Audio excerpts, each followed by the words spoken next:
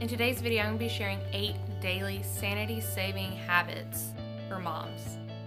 Hi, I'm Christine Michelle. I'm a mom of a 2-year-old little girl, as well as a career woman. I do have a 9-to-5 job, and I like to keep it fashion forward, and I need makeup that's going to last all day from like 5 in the morning all the way till 9 or 10 at night. So there are fashion and beauty videos on this channel. I also do vlog style videos because we do live on a farm, and it gets kind of crazy and hectic around here. So if you're interested in anything like that, please subscribe and give this video a thumbs up if you like videos like these. So anyways, without any further ado, let's get into the video. You wake up the same time your child does. You go to bed the same time as your child does. You just never have any time except for that little tiny sliver, depending on how old your child is, nap time. The most beautiful thing in the world, nap time. Right now, currently, I do work during the day, but I was home 24/7 with my daughter her first year of life. So I do know exactly how beautiful nap time is and how valuable it is. So our first daily sanity saving habit is quiet time. Mommy needs quiet time. That might mean waking up an hour or two before your child. I wake up at 5 a.m. every single morning. I just make sure I've set my alarm across my room. As soon as I hear the alarm go off, I roll out of bed and walk directly to the coffee pot. Once I make my coffee, I go sit down on the couch and enjoy a 30-minute little sitcom or TV show or something like that. And that helps wake me up in the morning. It gives me time to enjoy my coffee and it gets my day going.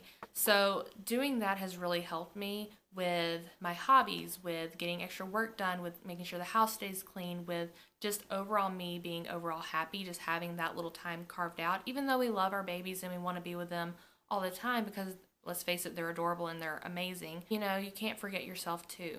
And if you're someone like me who doesn't like to go out to get my hair done, nail salon, shopping by myself, then that's an amazing thing to do. If you're so tired throughout the day like I am and want to go to bed pretty much as soon as your child does, then you at least have that morning part of starting your day off, focusing on what you want to accomplish for the day. It's a great start. The second thing is prepare the night before. So like I said before, I like to go to bed around the same time my daughter does, around 8:30 or 9:30.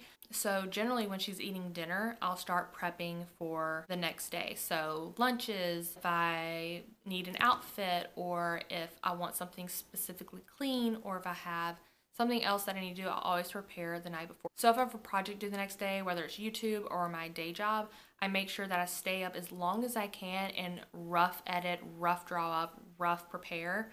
So in the morning and after I have my 30 minutes of me time, 30 minutes before my child wakes up, I'll go and finish that task to make sure it is perfect.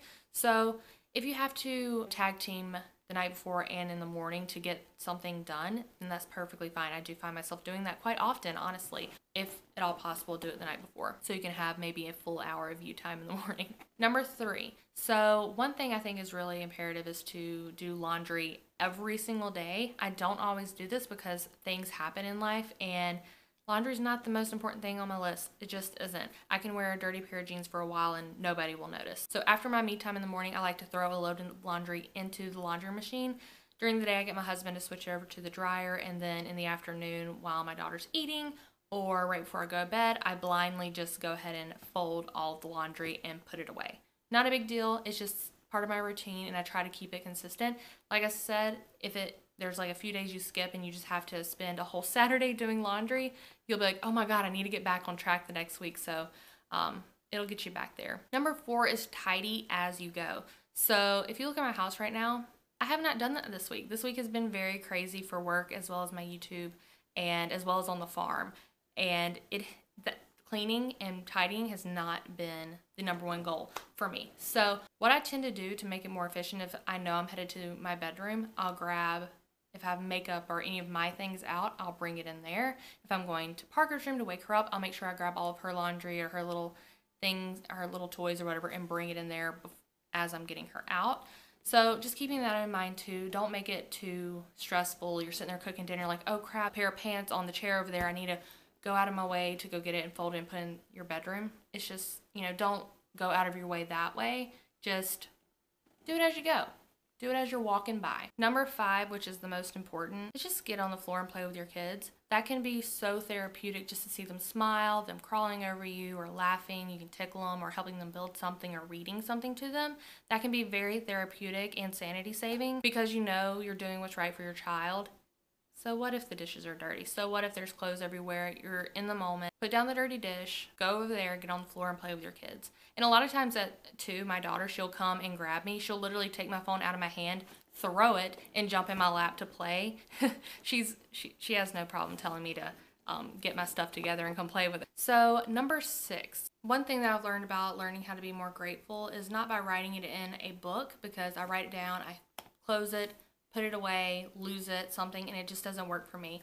And I know that's something a lot of people recommend. But if you're someone that doesn't work for you, just try to always stay mindful. Follow people on Instagram who have a lot of motivational quotes or have a lot of thoughtful quotes. There's one that's Spice of Mind that really kind of makes you really think and like, oh crap, I do that. Oh wow, what, it just kind of keeps your mind constantly thinking about where your head's at and where your mind's at, and it's like a reality check type thing. So that's one thing that has really helped me learn to really appreciate what I have in my life and to really step back if I'm having a really, really crappy day at work or if I'm having a really crappy day at home. It's just something that has really helped me sit back, relax, and think. Like, quit following Kim Kardashian. Like, it's just not, that's not healthy for anybody. So just go through, clear up your Instagram and go through and follow people that have the mindset that you want to have. I'll list a few people that I absolutely adore that have helped me change the way I think and helped me really appreciate what I have. The other thing is to listen to podcasts in the morning. Instead of watching a YouTube video or listening to the radio or some music, turn on TED Talks. That's an amazing one to listen to think about other problems that are happening in the world and to kind of educate you on different subjects without destroying your mind on the news. That's what I do, and it has really helped me look at things way different. Number 7 is to have regular bedtimes for your child as well as wake up times. So Parker, we kind of go back and forth on when we put her down because waking her up is easy. We always wake her up at 6 o'clock in the morning. That's just whenever she just does much better. If we wait till 7 or 8, she seems to be a little bit more grumpy throughout the day. So, you want to look at how your kid acts and responds as well as to what you need to do. So the reason we wake her up at 6, 1, she does act better throughout the day, and 2, I get an hour and a half with her before I have to go to work. That's something that is amazing for my sanity is I sit there, I bring her out, I sit with her while she drinks her juice in the morning. She draws me something. We go back to my vanity in the bathroom, and she sits in my lap while I do my makeup, and she plays with my makeup. And that has been so wonderful of tracking the rest of my day and how everything else falls throughout the day is making the one true thing that makes me happy happen first thing in the morning. And going to sleep, Parker goes to bed around 8:30 or 9, and that's because usually after she's eaten, if we've gone somewhere after I got home from work and we get home really late, that's why it varies. If she doesn't get dinner in her fast enough, we like it to settle before we put her down. So honestly, we should be a little bit more strict with that. We used to be more strict. We've kind of let go the past year from having a very strict schedule. Yeah, so you just got to see what's best for your kids too, because when it comes to bedtimes, it just kind of depends on the kid. Very last thing, which I feel like everybody says, but it's meal prepping. Things in the freezer for breakfast, like smoothie packs, or having a box at least where you pull you have your smoothie box in the freezer and your smoothie box from the fridge. Take them out, bring them to your blender, and knock it out that way. Also, breakfast burritos or having French toast frozen and just throw it in the toaster. Things like that. It's like no brainer. One person to follow if you want some really great food videos is go to Tasty or Tasty Junior on Facebook. Oh my gosh, it'll change your life. It will change your life. Seriously. So I make sure that I have my lunch packed throughout the whole week. Parker's lunch, everything that she'll eat, because we cook for her every day for every meal. We have it prepped Sunday night and everything goes. So for us last week, I really sat down and I made sure that I had enough stuff for breakfast, lunch, dinner, snacks. All those little small snack size packets. And I just got a cup, measuring cup, and I just filled them all up, stuck them in my pantry, and it was good to go. Then my fridge for my snacks, I peeled like 20 oranges really quick. I washed some grapes. I got some baby carrots, sectioned them out, and I also got some sweet peppers and chopped those, and I had them in the same snack bags, put them in the fridge, and they were great to go. So some days I did have salad, so I had whatever fruit topping in a bag as well. I could literally just grab. I could just grab if I was hungry, and it did amazing. I didn't have to go out and eat once last week, and that's the worst thing. I get home, starving, I'm angry. It's been a really long day, hard day at work. A toddler's running around screaming, and I need something to eat. So I'm like, everybody in the car, we're gonna go get some ice cream.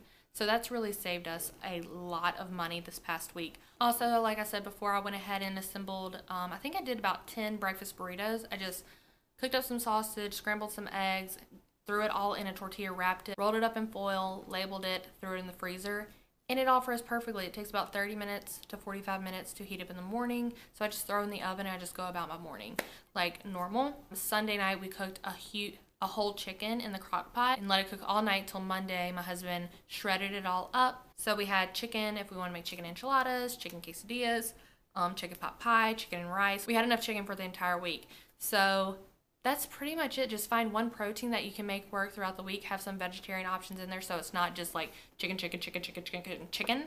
and gets really old. To change it up a little bit like that. So those are my 8 daily sanity saving tips for you guys. I hope it helps you. If you guys have any, please leave them down below because us moms always could use some sanity saving tips. Let's be honest. In the comments below, please let me know how old your kids are and like how many you have. I'd really love to know that. But leave those sanity saving tips down there, guys. Because even though if you follow all of these, there's still going to be those days that are really hard and you just want to pull all your hair out. You know, everything's gone right throughout the day, but then one moment, then your child has a tantrum for like 5 hours and you just are going to go crazy. Hang in there, moms. You can do this. Just try at least one of these tomorrow and see how it does for you and your kiddos and your family, really.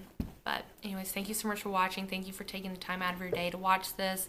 I love you all very much. Good luck, and I'll see you next time. Bye. The park or... Huh? Hey! Shh. We have a Nest camera in the sunroom looking throughout the house, and so that's scary. Apparently you can talk on it. Anyway, if you want to see what I'm doing daily, then you should go follow me on Instagram. I pretty much post about beauty, fashion, motherhood stuff. And if you're interested in, a few times I did mention farm life. My husband posts a lot about our farm life down on his Instagram, and his link is down there as well. So if you came from here, please let us know that you came from YouTube. If you decide to, I'll either see you daily or I'll see you Sunday. Bye, guys.